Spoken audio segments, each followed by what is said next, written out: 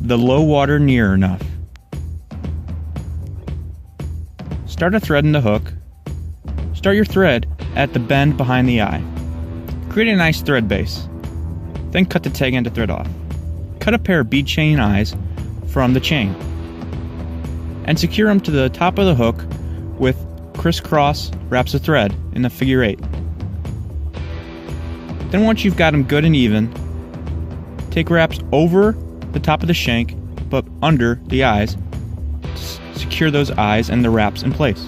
Then, this is not absolutely necessary, but I like to add a couple drops of Sally Hansen's to really secure the eyes. Then wrap back to the bend of the hook. Grab a Magnum rabbit strip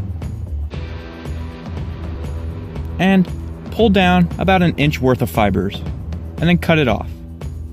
Holding the tips aligned in your hand, measure them to about a half a hook shank in length, and tie that measurement down at the bend of the hook, so about a ½ inch of fiber are sticking out the bend. Then grab a piece of crystal flash, fold it over the thread, and tie it down on top, bringing one strand to either side of the fibers. Then cut them to about 2 hook shanks in length. Then, with a rubber leg cut from the hank, fold it over the thread and tie it right behind the bead chain eyes and wrap up. This will give you a nice measurement of antenna. Then do the same thing, but to this, a black pair. Then cut it to half the length of the previous rubber legs. Then create a small 2-inch thread noodle, or dubbing noodle, on your thread, and create up a small ball at the bend of the hook. This will help splay out the eyes. Then, grab painted mono eyes and tie one on the near side, and the eye should be sticking out of the dubbing ball about the length of the jig shank. And then tie an eye on the far side. Then cut the tail ends of the eyes off and create a nice neat body. And then, since this fly has a tendency to spin around the hook, I like to add some Sally Hansen's to the mono eyes and make sure they don't slip out. Then add some dubbing behind where you tied the eyes in and create another little ball, this time to help the claws stick out. Then, while still letting some of the hide show out from the first little thread ball on the hooks, tie it in on the far side, and then do the same to the near side, wrapping the rest of the hide back to create a nice even body.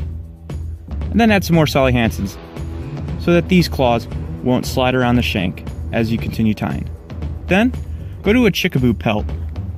Pick out a feather that has a long area of nice marked feathers. Strip the fuzzies off, but leave a little bit of fuzzy left on for the collar of the fly.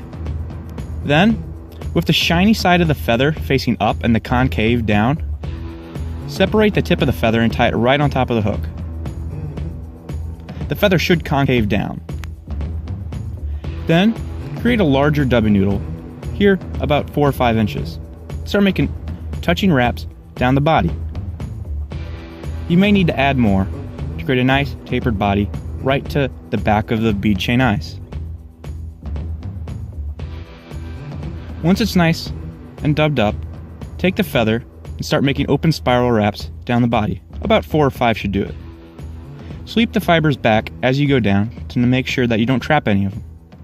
Once you reach the back of the eyes, take a couple more wraps and then secure the stem with your thread. Then go ahead and cut the stem off. Create another 3 or 4 inch dubbing noodle, and this time really spin it on the thread. Make it really tight. Then go ahead and do figure 8 wraps over the bead chain eyes, covering up all the thread.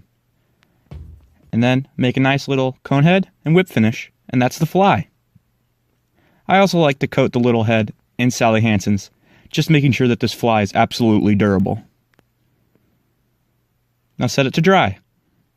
That's it.